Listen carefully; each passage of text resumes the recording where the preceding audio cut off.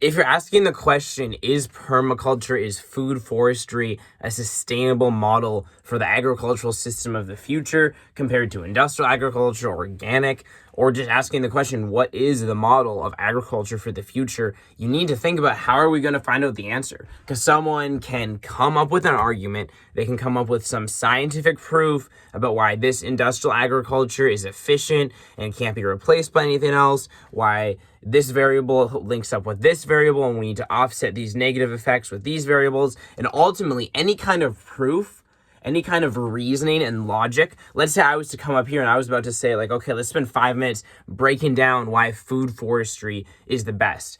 Essentially, any argument you're going to be making along these lines is going to be begging the question, a logical fallacy, or basically you already assume the answer. You have this idea of what you're moving to. So let's say I say, okay, industrial agriculture is the way, food forestry is the way. Let's say industrial agriculture is the way. Okay, now all the reasoning, all the axioms, basically everything I'm going to use to establish if that's true, the axioms, which are the first principles, the first logical steps that I take to start reasoning out why that's the case, including whatever scientific method is valid, whatever reasoning makes logical sense, whatever logical principles we're adhering to. And anytime you're explaining why something is a certain way, you're adhering to certain logical principles, certain scientific methods. And so whatever you do, you're going to go and you're going to come up with all these proofs. And here's why. I mean, that's how anything works. So what am I saying? You can't prove anything? Well, when it comes to the future of agriculture, or anything like this, it's a very complex system.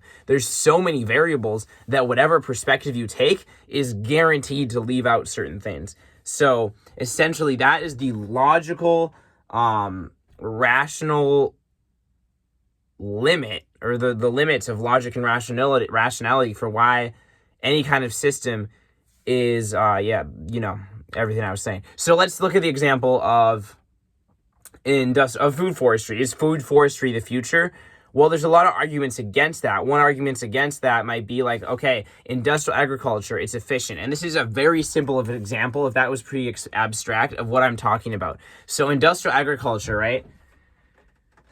It's very efficient. It takes one person this much time. It costs this much money. This percent of the population in a civil developed society needs to be doing agriculture in order to feed that whole society. Okay, it's like 1% needs to be farmers. Everyone has a food forest. Boom, what are you talking about? 10, 15% of people need to be out there working for everyone to eat. And that's actually not true.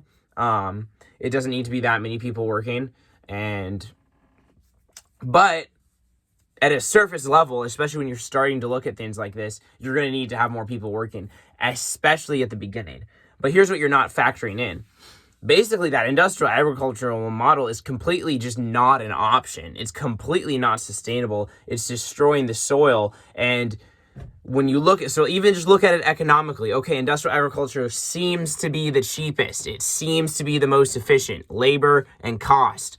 But every effect of that industrial agriculture, every reason that it's efficient, is basically offset by environmental damage to people's healths, local damage to the environment, and long-term damage to the local soil, as well as long-term damage to the entire environmental ecosystem. When you factor all these things in, which you have to do to get an accurate read of how efficient something is, it actually turns out that there's a lot of labor, of percent of money, percent of people's work that's being accounted for now, even now, just from people's health and from environmental degradation and damage, environmental pollution to people's health, and the unhealthy food affecting people's health. Even just from that now, but also in the future, has so many different effects. There's this giant web. So if you're comparing food forestry, let's say even organic market gardening and industrial agriculture, there's each of these have this giant web that is so fucking complex, because every little factor you add in and account for, basically by an exponential power, makes the whole system more complicated. So in the future, what mix do we need of food forestry, market gardening, and maybe even some large-scale monoculture needs to be mixed in there, at least for the time being? In the future, what does that look like? Well, we're going to talk about that more on this channel, but I just wanted to lay this foundation to explain that I'm not going to go make some video like, oh, here are the reasons food forestry is the best, and it's that simple. As it turns out, when you do factor in as much as you can, it actually does come out to the more you factor in, the more obvious it is food forestry, market gardening, organic agriculture, actually organic agriculture is really going to have a lot of effects the more factors you factor in. But it is actually true that the current system has a lot of gravity to it. It's going to take a lot to change things.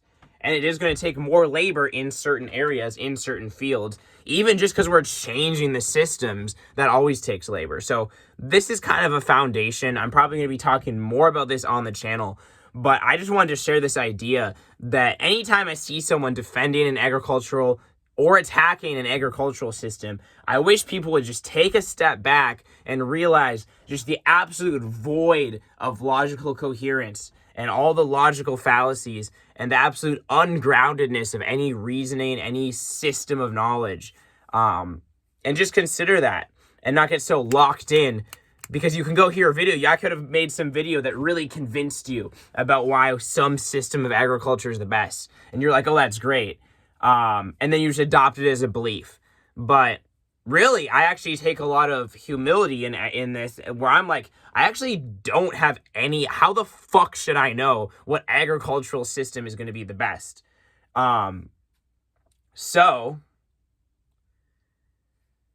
maybe I actually have a decent shot at figuring that out. Not that I'm going to figure that out, but like helping understand that and not going in with a bias. It may be if people were a little bit less certain and ideological, we might actually be able to figure some shit out, run some experiments, create models that account for as many factors as possible. So that's the video. Peace.